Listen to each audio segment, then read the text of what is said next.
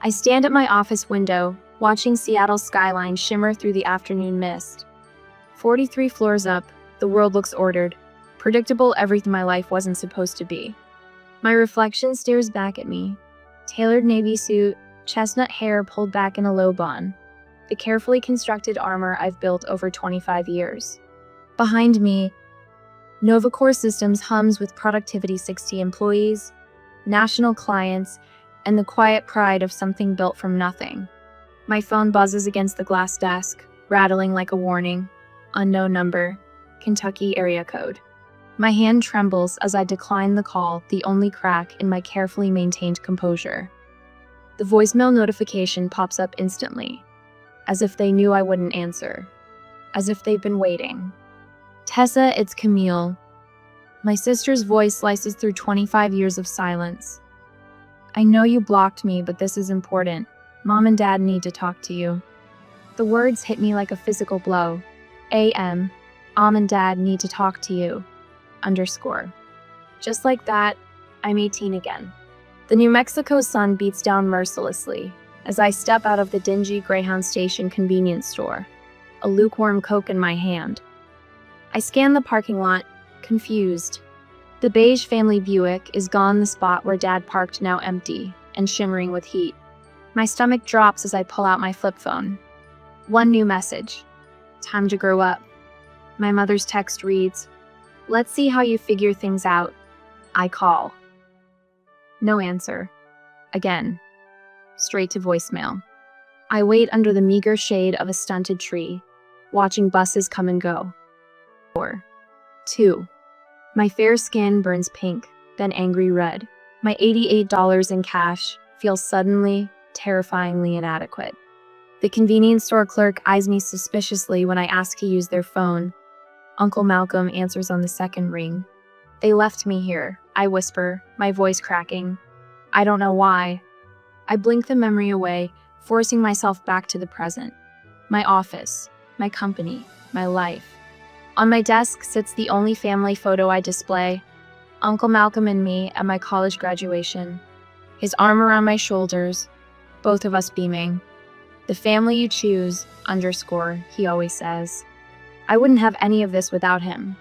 The GED, community college while working 2 jobs.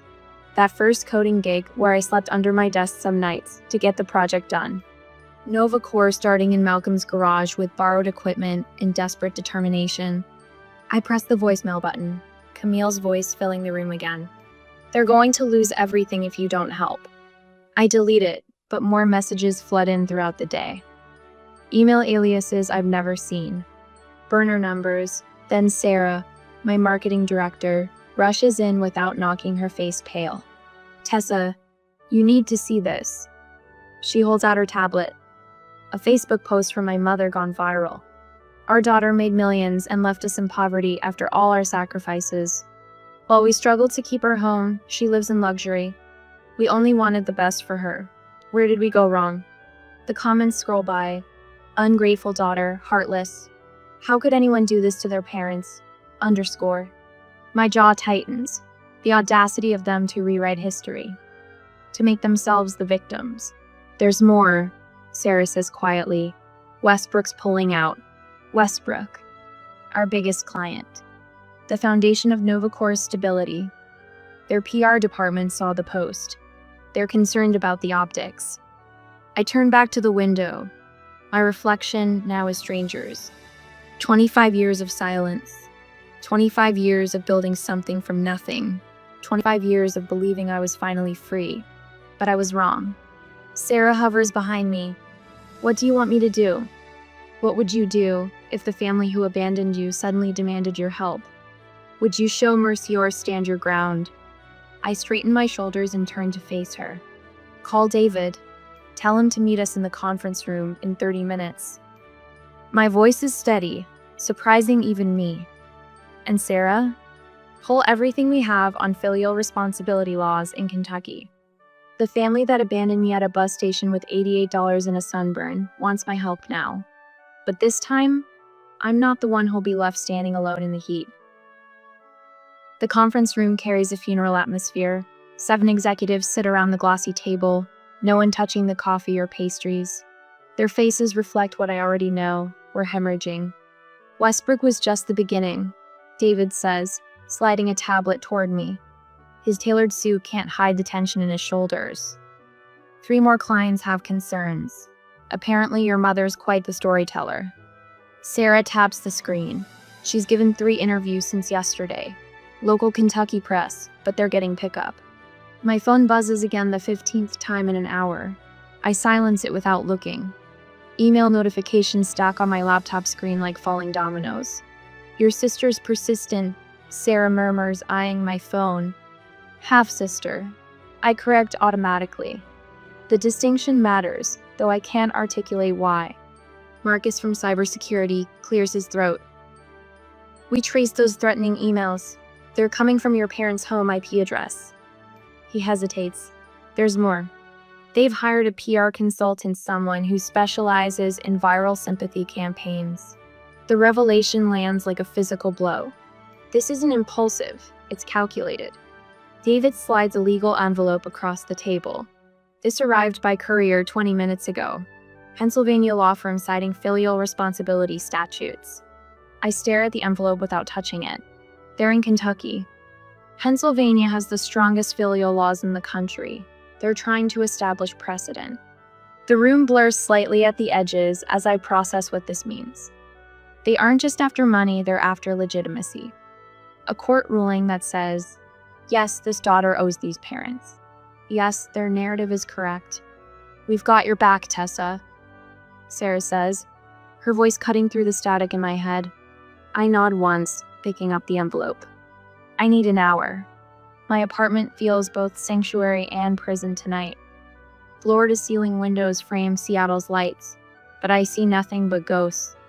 I've kicked off my heels, shed my blazer. The expensive wine I poured sits untouched.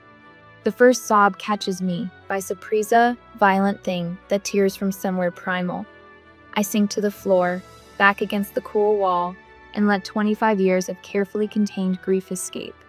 I'm 18 again, standing on Malcolm's porch. One backpack. Sunburned face streaked with tears. Dust from the bus station still on my shoes. Malcolm opens the door, gray hair rumpled from sleep. His eyes widen, taking in my state. They left me, I whisper, the words barely audible. He doesn't ask questions, doesn't demand explanations, just opens his arms, and I collapse into them like the child I still am. Later, hands wrapped around hot cocoa at his kitchen table, he says the words that will become my foundation. Their failure isn't yours to carry, Tessa. The memory steadies me. I reach for my phone, dialing the number I know by heart. You okay, kiddo? Malcolm's voice, though thinner with age, remains the steadiest thing I know. They're coming after me, I say. Publicly, legally, they want everything. A pause, then his weathered laugh. Remember what I told you the day you started NovaCore?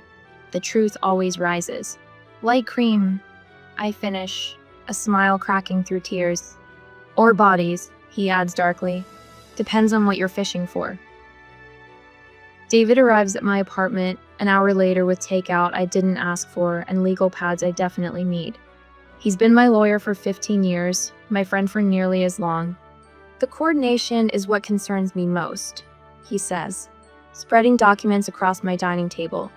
The PR consultant, the legal strategy, the social media campaign all launched within days of each other. This isn't just parents missing their daughter, Tessa. This is manipulation wrapped in guilt. I stare at the printouts of my mother's tearful face on a local news segment. The caption, "Abandoned parents seek reconciliation with millionaire daughter." I won't be abandoned twice, I say, my voice steadier than I feel. First by them, now by the truth. David's phone pings. His face darkens as he reads the message. Fairweather Capital is getting nervous. They're considering withdrawing their investment. My chest tightens. Fairweather represents 30% of our operating capital. Without them, expansion plans crumble. Jobs disappear. Everything I've built teeters on the edge. My phone buzzes. Camille again. Just listen for once, her voicemail pleads. They're spiraling. I didn't know they'd go this far. Please, Tessa. Before I can process this, my phone rings again. Malcolm's doctor. My blood runs cold. The hospital room is too bright, too sterile.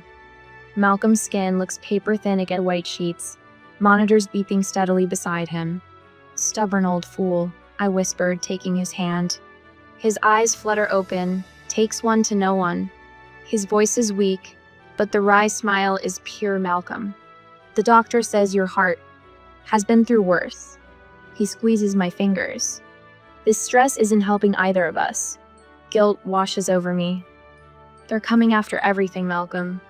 He steadies my face with eyes that have always seen straight through me. Some folks only learn their story when someone tells it back to them. He pauses for breath. Maybe it's time they heard yours. I rest my forehead against our clasped hands.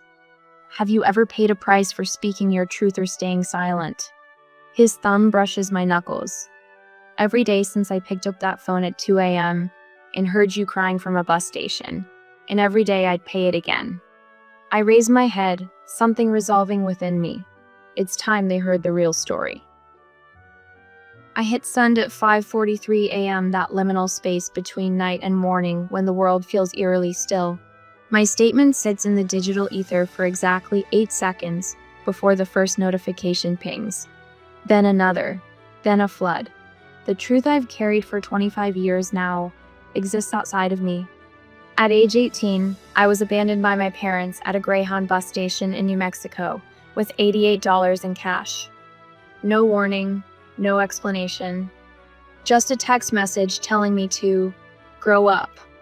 I survived because of the kindness of my uncle and my own determination. I built NovaCore systems from nothing but hard work and resilience. The recent social media posts from my estranged parents claiming I abandoned them in their time of need are false. This is an attempt to manipulate me financially after 25 years of no contact. I've chosen to break my silence because truth matters. 3 paragraphs.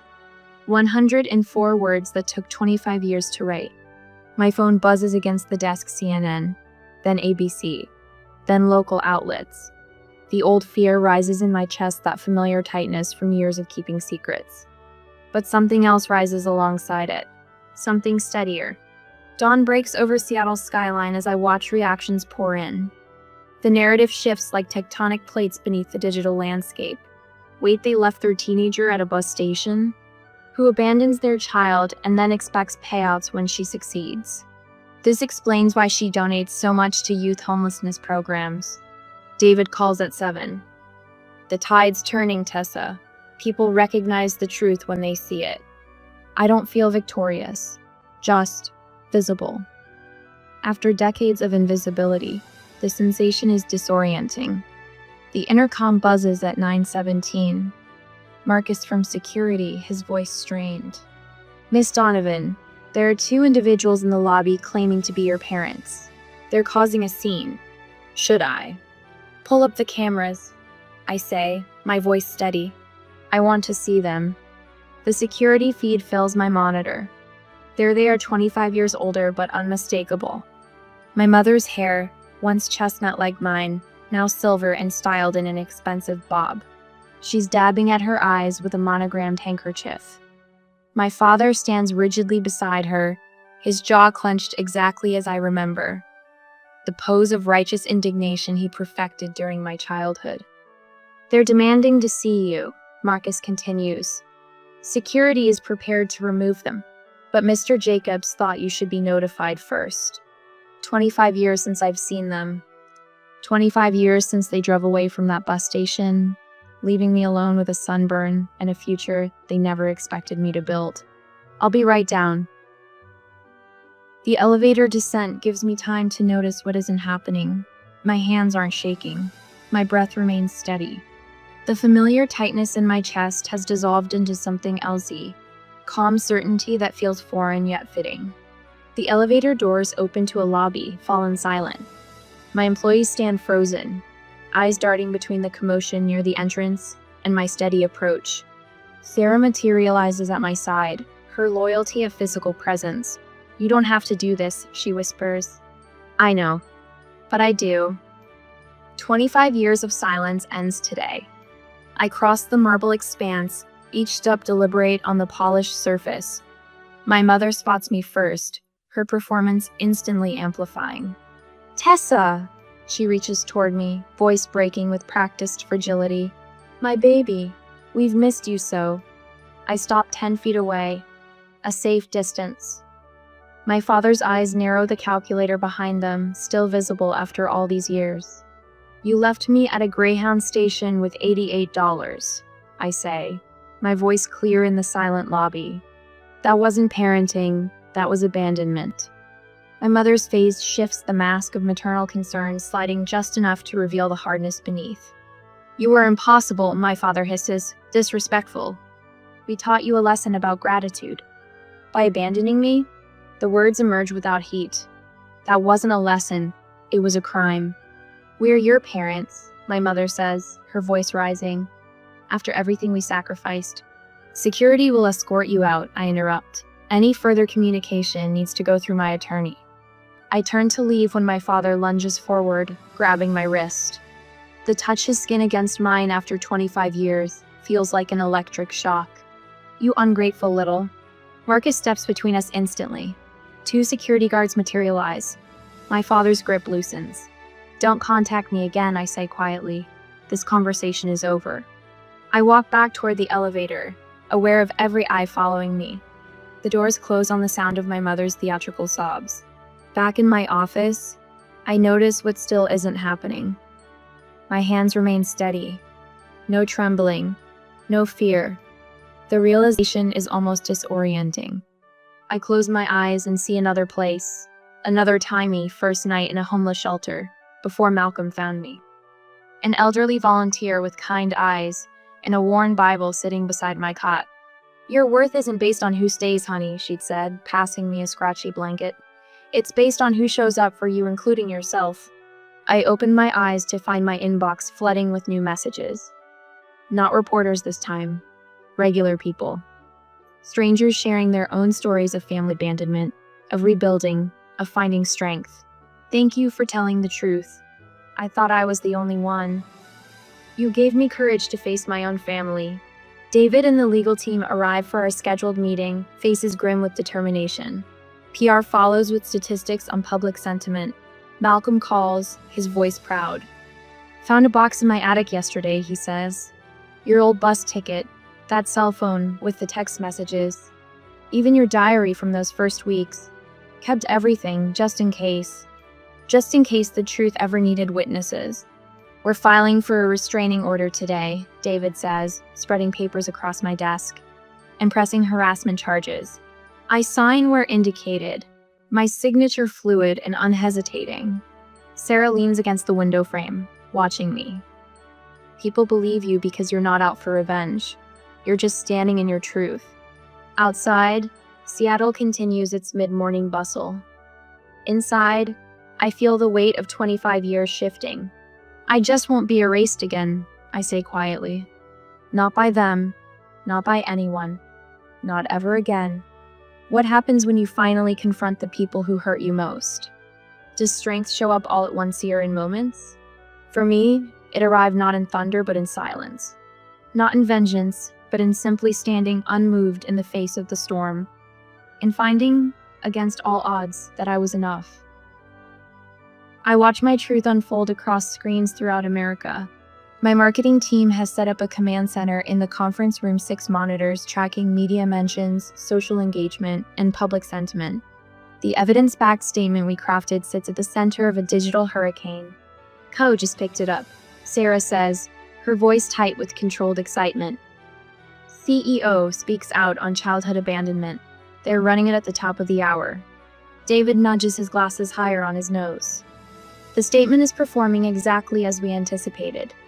Clear, factual, undeniable. On screen 3, screenshots of my mother's texts fade in and out. The convenience store clerk's notarized statement appears next, this recollection of a sunburned teenager using his phone after being stranded.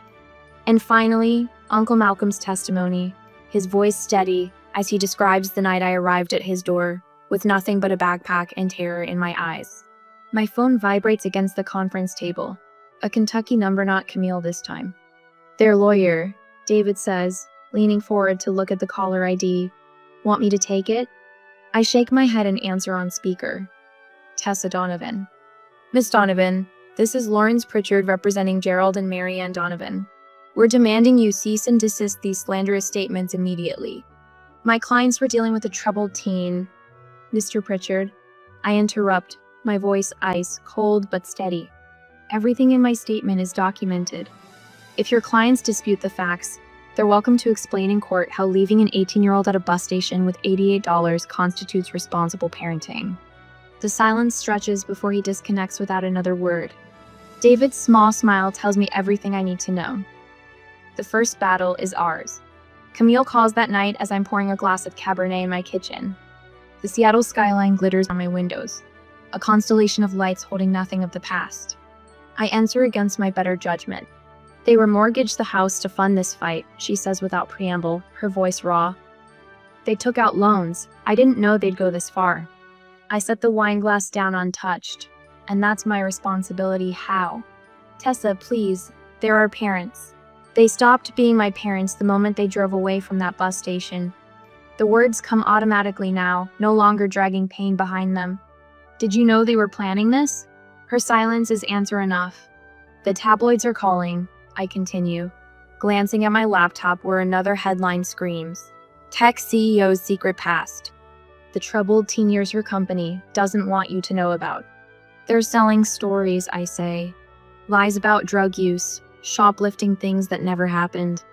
Camille's breathing quickens. They need money, Tessa. They saw your company in Forbes and decided I was an ATM. I finish her sentence, then add, tell them they picked the wrong daughter to con. The truth doesn't need armor, Camille, just daylight. I end the call and send a text to my PR team. Launch phase 2. 3 days later, David strides into my office, grinning. Lawsuit dismissed. Judge cited no factual basis and frivolous filing. They can't touch you legally.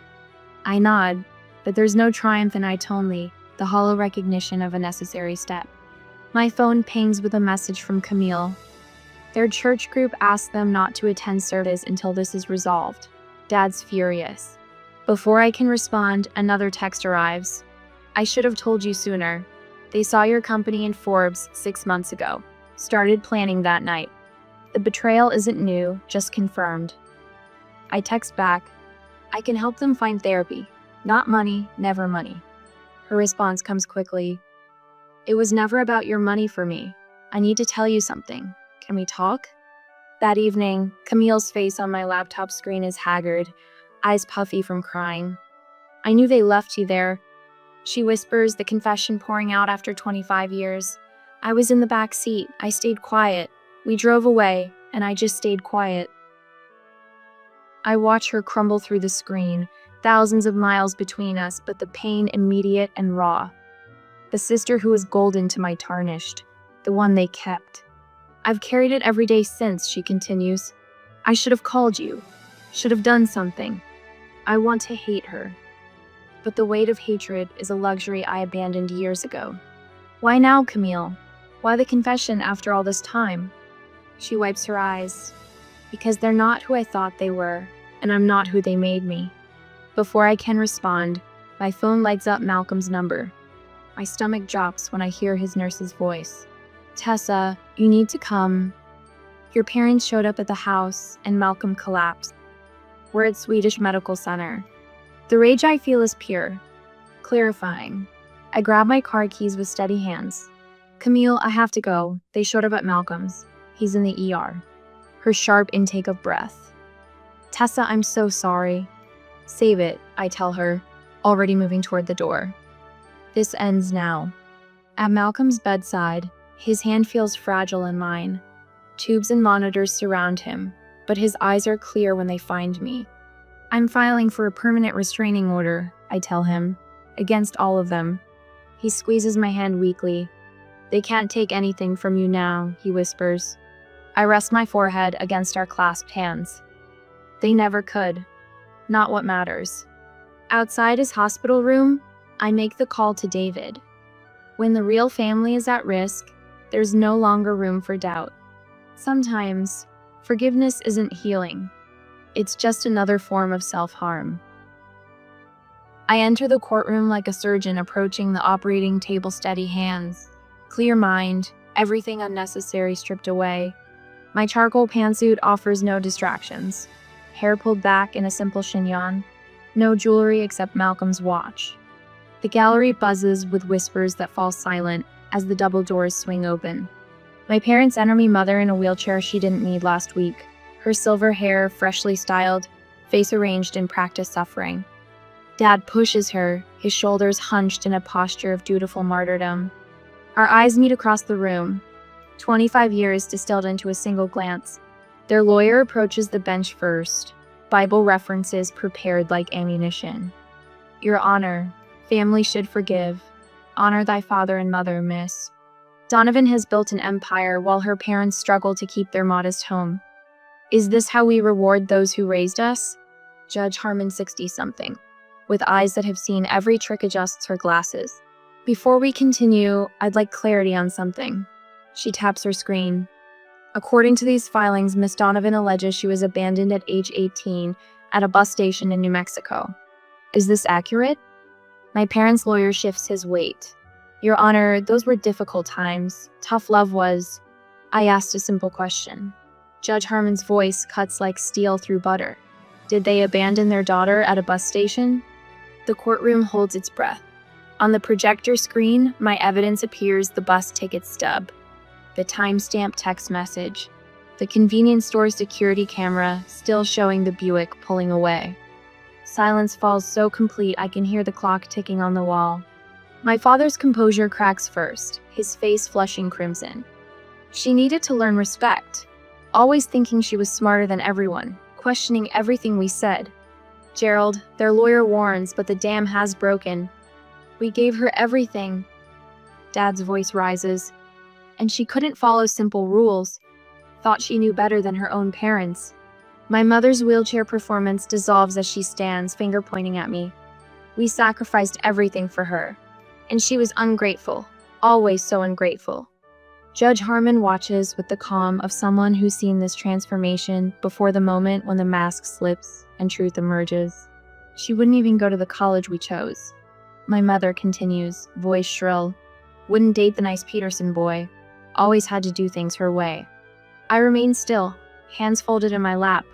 The court reporter's fingers fly across her keyboard. My lawyer slides a document toward the judge. Your Honor, we've obtained financial records showing Mr. and Mrs. Donovan took out a second mortgage on their home 6 months after Miss Donovan was featured in Forbes. Bank records show significant gambling withdrawals at Riverbend Casino in the weeks following. My mother's face contorts. That's private information. Not when you make your finances the center of a public harassment campaign, Judge Harmon says, reviewing the documents. When my turn comes to speak, I stand. The wooden railing feels solid beneath my hands. Your Honor, I don't want revenge. I want freedom. My voice sounds foreign to my ears, steady, clear. For 25 years, I've built a life without them. I need them to build theirs without me.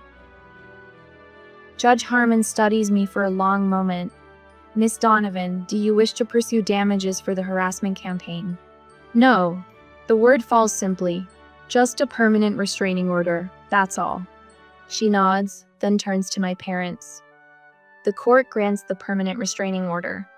Any contact direct, through third parties, or via social media will result in criminal charges. She taps her gavel. We're adjourned. My father's face darkens to purple. You're dead to us. He spits as security approaches. I gather my papers, leaning slightly toward the bailiff beside me. I have been for 25 years. Malcolm's living room smells of cedar and coffee. I set the hand-carved chess set on his coffee table, the one I bought him last Christmas. Outside, autumn paints his maple tree gold and crimson. You look different, he says, blue eyes studying me over reading glasses. I feel different. I move a pawn forward, lighter. His weathered hands arrange the pieces with practiced care. Some people only know how to take, he says quietly. They never learned how to love. My phone buzzes. A news alert. My parents' house enters foreclosure next week. I set the phone face down without comment. I paid your medical bills, I say after he takes my night. All of them.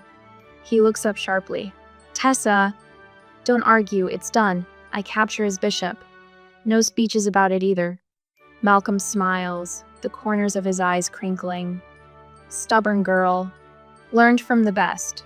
I refill his tea without asking. Outside, leaves drift downward, their hold finally released. Their journey to the ground isn't a fall, I think, but a return. A coming home to what matters. Justice isn't revenge.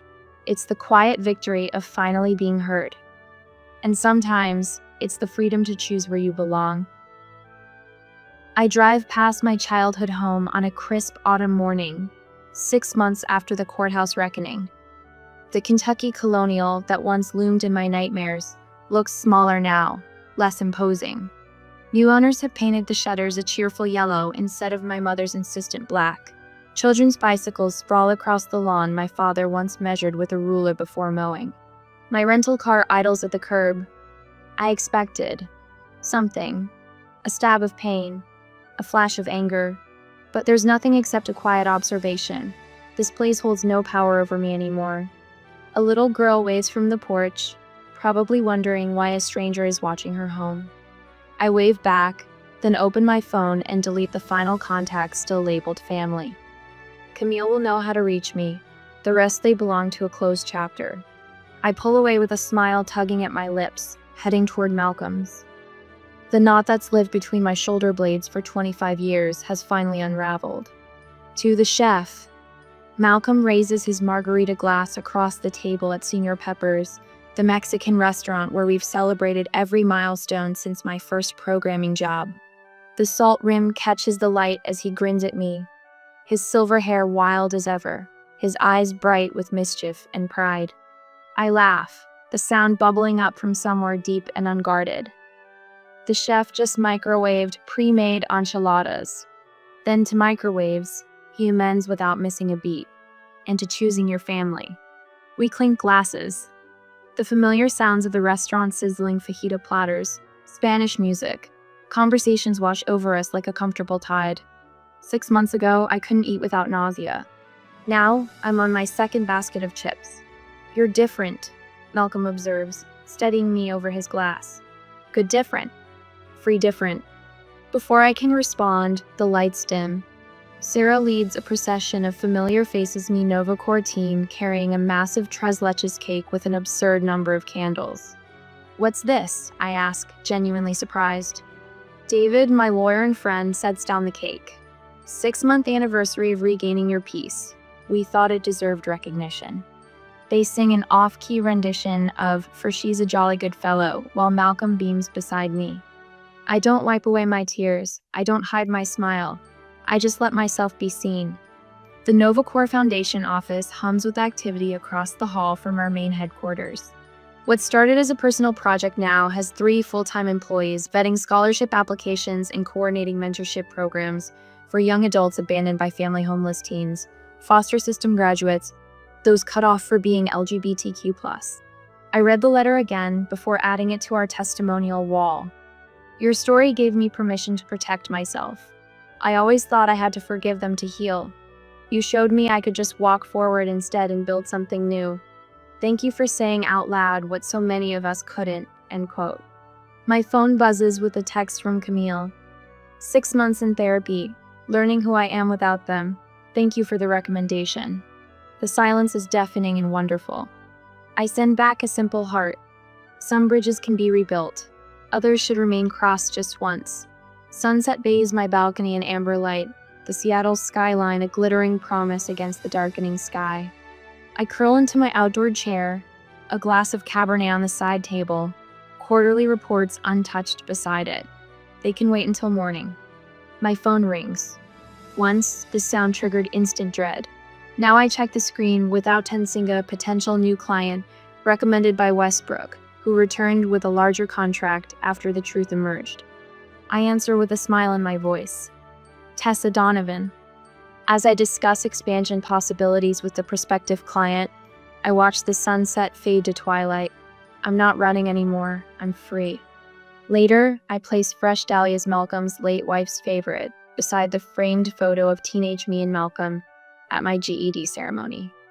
The girl in the picture looks shell-shocked but determined, her second-hand dress neatly pressed, her eyes simultaneously wounded and defiant.